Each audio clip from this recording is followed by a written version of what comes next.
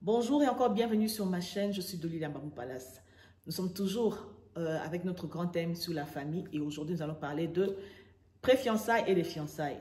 Je n'ai pas trouvé pré-fiançailles dans les dictionnaires, mais vous allez m'excuser de pouvoir l'utiliser pour pouvoir m'exprimer. C'est quoi les pré-fiançailles? C'est juste une période ou bien un temps pendant lequel Adam et Ève s'observent de loin. Oui, c'est une période, pour moi, je trouve que c'est une période qui nous permet ou bien qui va écourter notre temps de fiançailles. Pourquoi il faut un pré-fiançailles? Les pré-fiançailles te permettent, lorsque tu observes quelqu'un de loin, ça te permet de pouvoir, d'abord, la personne ne connaissant pas que tu es en train de l'observer, la personne va plutôt vivre une vie naturelle. La personne sera vraiment très relaxe devant toi. Tu comprends, il n'y aura vraiment pas d'hypocrisie. Donc, les pré-fiançailles vraiment peuvent contribuer grandement dans les fiançailles sur ces points de vue-là, où la personne se laisse vraiment découvrir sans hypocrisie, sans aucune intention de cacher quoi que ce soit. Que faut-il pour le pré-fiançailles? La première des choses à savoir, ou bien le critère de pré-fiançailles, c'est de se connaître soi-même. Il faudrait que la personne qui veut emprunter ces chemins puisse se connaître, connaître son caractère, connaître ses habitudes, connaître ses défauts, si je peux dire ses défauts, ses positifs et ses négatifs. Ok? Connaître ses passions, vous voyez un peu. Donc, la personne doit se connaître. Tu peux même te faire aider par les gens qui t'aiment, qui sont autour de toi, de pouvoir te critiquer. Tu peux même écrire ça sur papier, disons ce que les autres disent sur toi, écrire ça sur papier juste pour pouvoir étudier réellement si c'est ce que tu es ou pas. Ça, c'est le premier critère, c'est de se connaître soi-même. Le deuxième critère, c'est connaître ce qu'on veut. Lorsque tu te connais toi-même, tu sais déjà que, ok, qu'est-ce que je veux prendre? Qu'est-ce que je veux qui sera compatible avec ce que je suis? Que tu sois femme, que tu sois homme, tu as le droit ou bien il te faut ces deux critères-là pour passer, disons, dans le pré-fiançailles. Si tu sais que tu veux voir dans l'autre une femme ou bien un homme intelligent, femme intelligente, une personne battante dans la vie, un guide, un mari responsable, une femme vraiment dynamique, tout ça, tu vois ces critères-là.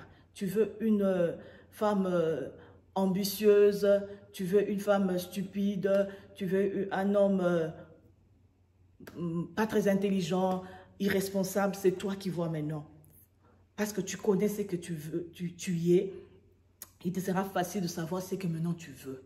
Tu veux une complémentarité ou bien tu veux une adversité par rapport à ton comportement, par rapport à ce que tu es. Lorsque tu sais qu'est-ce que tu veux, si tu es un homme, tu sais quel genre de femme tu veux.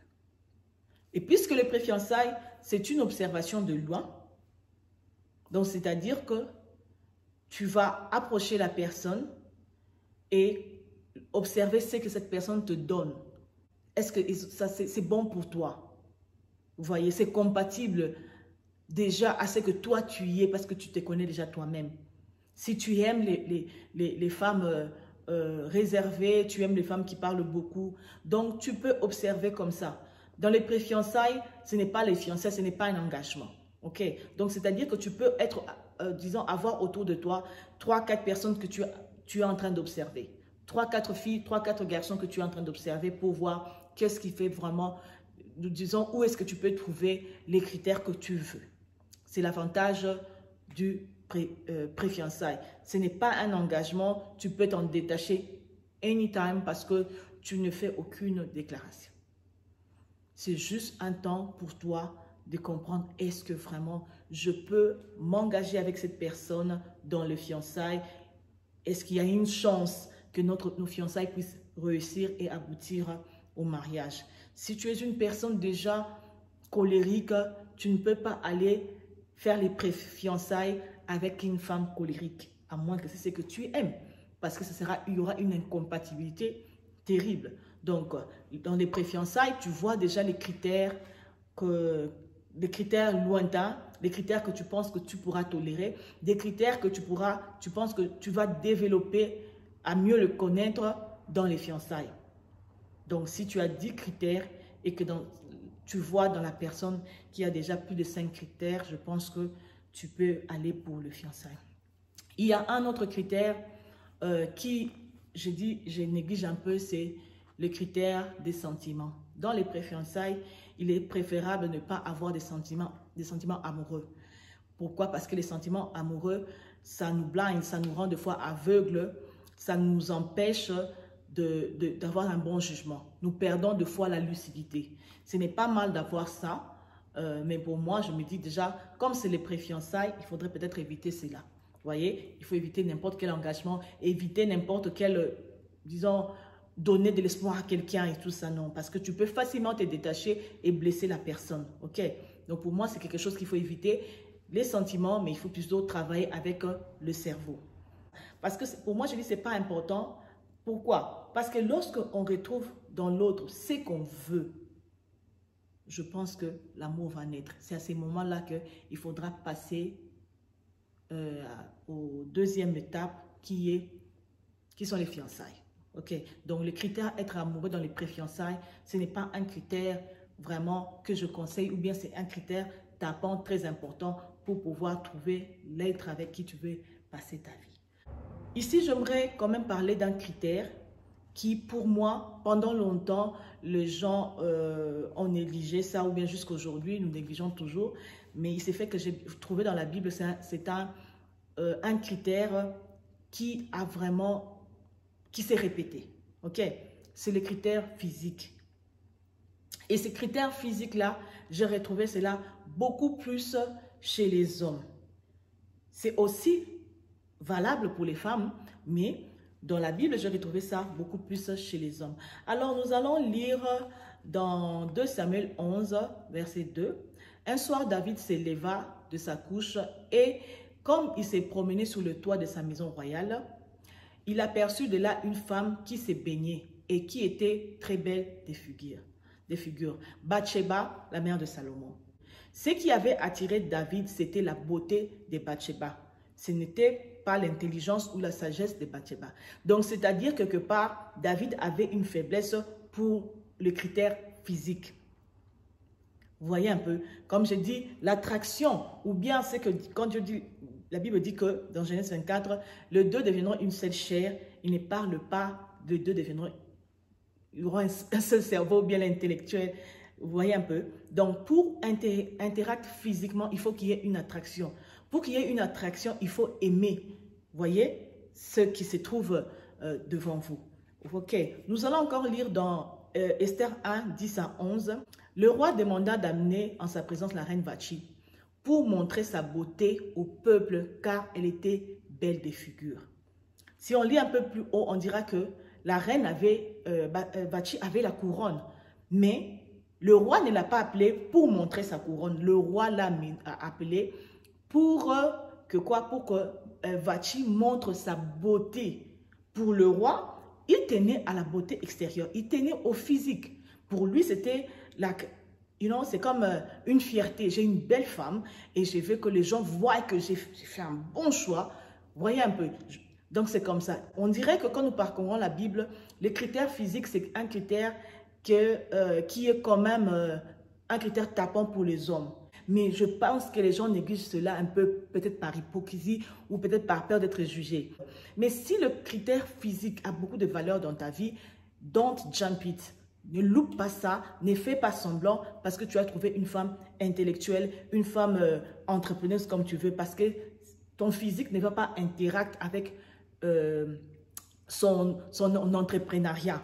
Pour devenir une seule chair, ce n'est pas avec son intelligence, c'est avec sa chair, avec son corps. Tu vois, si tu aimes les tablettes de chocolat, trouve-toi un homme qui a les tablettes de chocolat. Et dans ces critères, je dirais même que c'est un critère qui peut aussi être comme un garde-fou de l'adultère. Je m'explique comment. Parce que si tu es un homme, je parle des hommes parce que c'est plus des hommes dont la Bible est en train de parler. Si tu es un homme et que tu aimes des femmes à forme, tu te retrouves à épouser une femme à planche.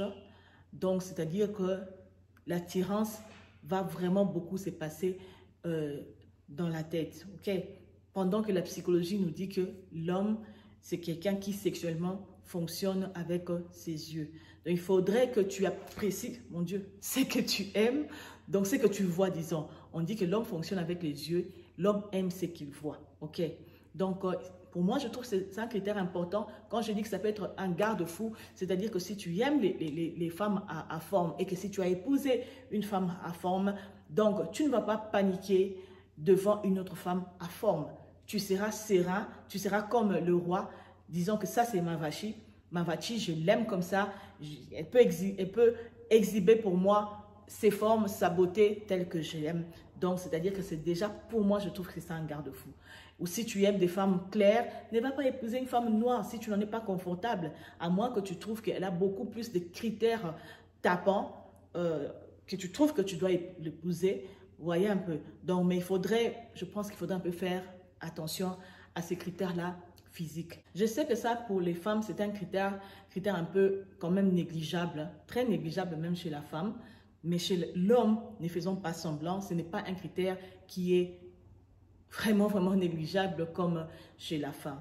Donc, si c'est un critère négligeable pour toi, it's fine for you. Mais si ce n'est pas négligeable, ne saute pas ça pour dire « ok, it's fine ». Parce que demain, tu peux te retrouver à faire des choses que tu n'avais jamais pensé faire. Donc, voilà ce que je pouvais dire aujourd'hui sur le pré-fiançailles. Si vous avez aimé la vidéo, aimez ça en cliquant sur le pouce et partagez cette vidéo à d'autres personnes célibataires et que cela vraiment puisse aider quelqu'un quelque part. Que Dieu vous bénisse.